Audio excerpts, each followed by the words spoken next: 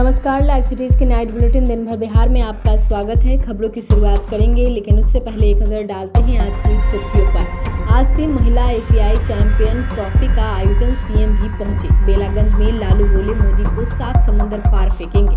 Transfer posting को लेकर शिक्षा मंत्री का बड़ा ऐलान। तेजस्वी यादव ने नीतीश कुमार पर दिया बड़ा बयान। सुधाकर को मंत्री ने भेजा 100 करोड़ की मानहानि का नोटिस। उपचुनाव के लिए प्रचार प्रसार थमा, दिग्गजों ने झोंकी ताकत।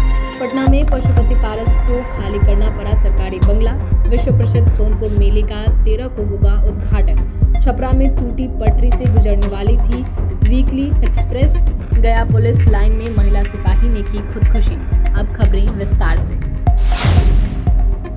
मुख्यमंत्री नीतीश कुमार ने राजगीर में महिला एशियाई हॉकी चैंपियनशिप का उद्घाटन किया। महिला एशियाई चैंपियन ट्रॉफी में भारत के अलावा चीन, जापान, कोरिया, थाईलैंड और मलेशिया की टीम हिस्सा ले रही है। पिछले साल झारखंड में आयोजन हुआ था, जिसमें भारत को जीत मिली थी।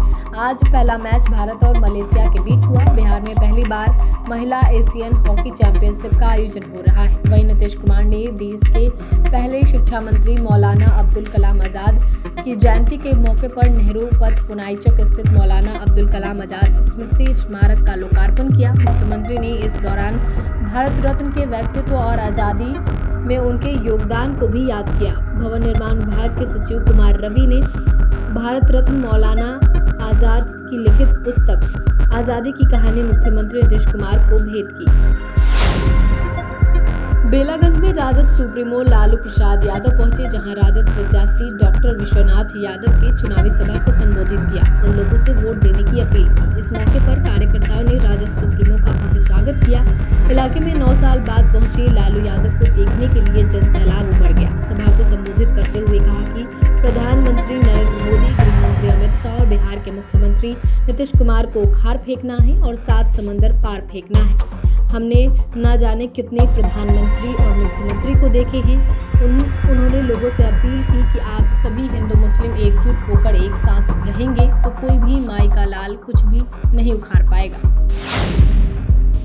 बिहार सरकार की शिक्षा विभाग में शिक्षकों की ट्रांसफर नीति पर शिक्षक विरोध कर रहे हैं। शिक्षा मंत्री ने कहा कि उन्होंने पहले भी पुलिस विभाग का उदाहरण दिया था कि वह अपने जिले में नहीं रहती हैं, लेकिन वह शिक्षा विभाग में महिलाओं को गृह पंचायत से बाहर और पुरुषों को गृह अनुमंडल से बाहर जिले में ही प्रतिस्थापना का प्रबंध किए हैं। उन्होंने कहा कि जिस जिले में एक ही सब डिवीजन है, वहां भी हम लोग विभाजन करके इस जिले में शिक्षकों की पोस्टिंग करने का प्रयास कर रहे हैं। वहीं शिक्षा विभाग के अपर मुख्य सचिव डॉक्टर एस सिद्धार्थ का कहना है कि कोई कहीं नाराजगी नहीं है और ट्रांसफर पोस्टिंग को लेकर विवाद सिर्फ सोशल मीडिया पर ही है। शिक्षा विभाग के अपर मुख्य सचिव डॉक्टर एस सिद्धार्थ ने कहा कि ट्रांसफर पोस्टिंग को लेकर शिक्षकों की जो भी बात थी उसे मान ली गई है। यह केवल विवाद खड़ा करने का जो प्रयत्न किया जा रहा है।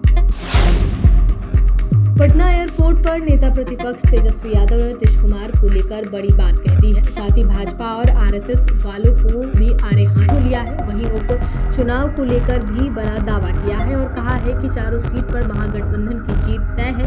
इतना ही नहीं, झारखंड में जीत हमारी होगी। तेजस्वी ने कहा कि नीतीश कुमार ने भाजपा और आरएसएस को बढ़ाने का काम किया है। बिहार में तेजी से सांप्रदायिक शक्तियां बढ़ रही हैं। ये लोग पढ़ाई, दवाई, रोजगार की बात नहीं करते हैं, सिर्फ हिंदू मुस्लिम करते हैं। उन्होंने पूछा कि क्या इसलिए इन लोगों को नेता बनाया गया है। आरजेडी सांसद सुधाकर सिंह की मुश्किलें बढ़ सकती हैं। मंत्री संतोष सिंह ने सुधाकर सिंह पर मानहानि का आरोप लगाते हुए 100 करोड़ रुपए की मानहानि का लीगल नोटिस भेजा है।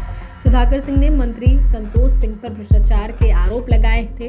मंत्री ने बताया कि उन्होंने सुधाकर सिंह को 100 करोड़ रुपए के मानहानि का लीगल नोटिस भेजा है। साथ ही सुधाकर सिंह का मेंटल हॉस्पिटल में भी इलाज कराने की बात कही है। मंत्री ने कहा कि अगर उनके ऊपर कोई भी करप्शन का आरोप या कोई भी मामला थाने में दर्ज है तो सुधाकर सिंह इसका सबूत दे, नहीं तो उनको फिलहाल लीगल नोटिस के माध्यम से 24 घंटे के अंदर जवाब मांगा गया है और 100 करोड़ रुपए के मानहानि का नोटिस भेजा गया है, अन्यथा वह सबके सामने माफी मांगे। बिहार में 4 सीटों पर होने वाले उपचुनाव के लिए प्रचार प्रसार का शोर थम गया है। उपचुनाव के लिए 13 नवंबर बुधवार को वोटिंग होनी है। बेलागंज, इमामगंज, तरारी और रामगढ़ विधानसभा सीट पर उपचुनाव होने हैं। एनडीए और महागठबंधन के अलावा जनसुराज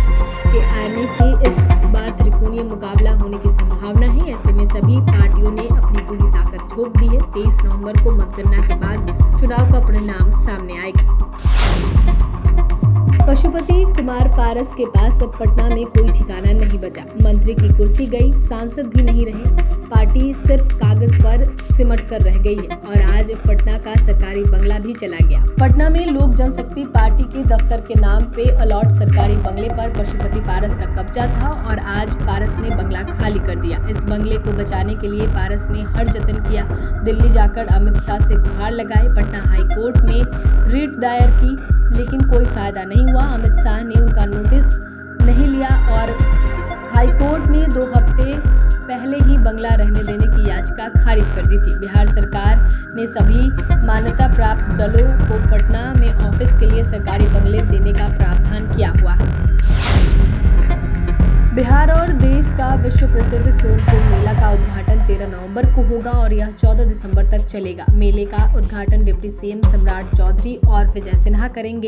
32 दिनों तक चलने वाले इस मेले में 6 दिन पर्यटन विभाग, 12 दिन कला संस्कृति एवं युवा विभाग, 11 दिन जिला प्रशासन, 2 दिन सूचना एवं जनसंपर्क विभाग और 1 दिन अपराध अनुसंधान विभाग द्वारा सांस्कृतिक कार्यक्रम प्रस्तुत किए जाएंगे। सोनपुर मेले में इस साल कई आकर्षण होंगे। पुस्तक प्रेमियों के लिए पुस्तक मेला का आयोजन किया जाएगा। गंगा नदी के तट पर होने वाली गंगा महाआरती इस बार और भी भव्य होगी। युवाओं के लिए पेंटिंग और क्विज प्रतियोगिताएं आयोजित की जाएंगी। छपरा में एक रेल कर्मी की सूझबूझ और तत्परता से बड़ा रेल हादसा टल गया, जिसमें हजारों यात्रियों की जान बच गई। दरअसल यह घटना पूर्वोत्तर रेलवे के वाराणसी मंडल के छपरा बलिया रेलखंड के गौतम स्थान छपरा जंक्शन के मध्य सेंगड़ टोला गांव के समीप हुई, जहां पर रेल पटरी टूटी हुई थी। वहीं इस घटना की जानकारी उस समय हुई जब ट्रैकमैन द्वारा ट्रैक का निरीक्षण किया जा रहा था। उसी समय ट्रैकमैन की नजर टूटी हुई रेल पटरी पर पड़ी और उसने इसकी जानकारी तुरंत स्टेशन मास्टर को दी। इस बीच कोलकाता से चलकर गाजीपुर जाने वाली ट्रेन इस ट्रैक पर आ रही थी। इसके बाद ट्रैकमैन ने तुरंत लाल झंडे दिखाकर ट्रेन को रोकने का संकेत दिया और ट्रेन को लोको पायलट ने आपातकालीन ब्रेक लगाकर ट्रेन को रोक लिया, जिससे एक बड़ी दुर्घटना टल गई। गया में पुलिस केंद्र में पोस्टेड एक महिला पुलिसकर्मी ने आत्महत्या कर ली। बताया जा रहा है कि महिला पुलिसकर्मी तनाव में चल रही थी। सुबह सुबह महिला बैरक से लाश मिलने के बाद हड़कंप मच गया। वहीं मौके पर गया एसएसपी आशीष भारती पहुंचे, घटनास्थल का मुआयना किया। वहीं रामपुर थाना की पुलिस मामले की छानबीन कर रही है। घटना का कारण स्पष्ट नहीं हो सका है। जानकारी के अनुसार महिला सिपाही तनाव में रह रही थी।